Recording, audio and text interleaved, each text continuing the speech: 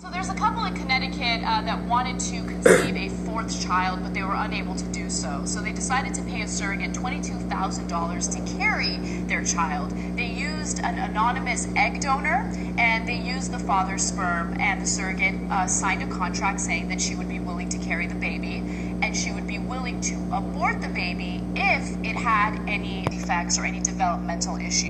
Define any. Anything treatable, livable, or just doesn't look good? With the soon-to-be parents that the fetus was having some serious issues, a lip, a brain cyst, heart defects, and had a 25% chance of living a normal life. If it's your baby and it's under normal circumstances, And only under those circumstances. I'm pro-choice, so of course I want No, you you're to. not. But forcing other people, if they don't want to have that baby, to have that is crazy talk. Crazy. What if she signed a contract not to abort? The parents decided, the surrogate to get an abortion. She did not. Now let me give some. Please get an abortion. She said, no, it's against my religion. I was the one who was feeling her kick and squirm. I knew she had a fighting spirit, and I wanted to fight for her. Genetically, this was their baby. I should try to be godlike and have mercy on the child and let her go.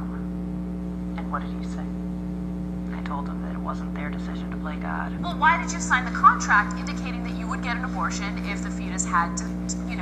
Maybe you could answer that question in an older video. She should have had earlier. It's easy to judge afterwards, right?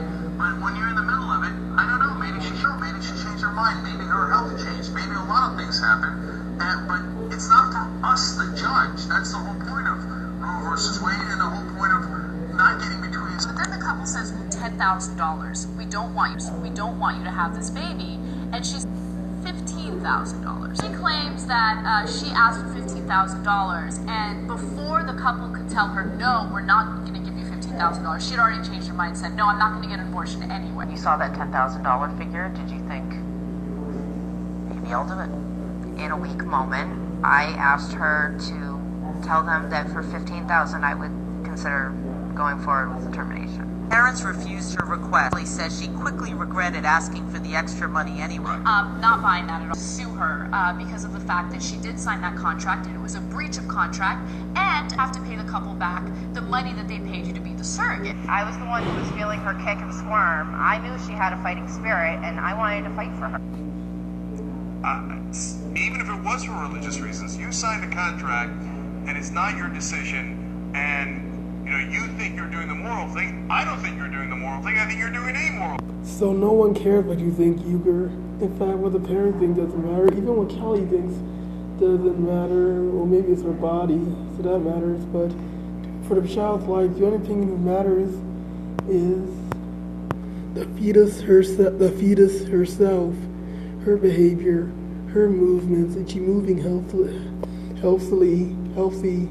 or happy? Does she seem strong enough or willing, the will to live? To look into her, take her into account, especially when calculating the odds. And here's the baby today. She's 8 months old.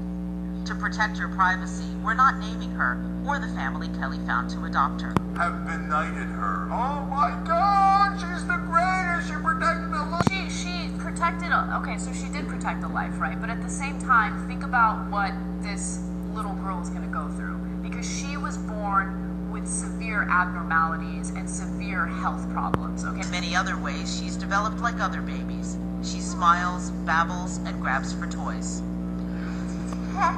Some people would say, why bring a child into this world who you know is going to have such huge medical problems? And I say that it's not fair to not give them a chance to overcome them. If she dies of surgery, it would be no different than if they had a feticide. Only in the surgery they'd be using anesthetic. But just liberals talk all about taking risk of something bad happening. Yeah, when things can only go well, there's nothing left to lose. Oh, you gotta go for the guaranteed death. When things can only get better. So she gave the baby up for adoption, and that's why she became a surrogate in the first place, you bimbo. All she did was find a different family, a different person to take care of her, to take care of the little girl. once the couple found out about that, they wanted to have, parental rights with the baby. They wanted to bring the baby back to Connecticut.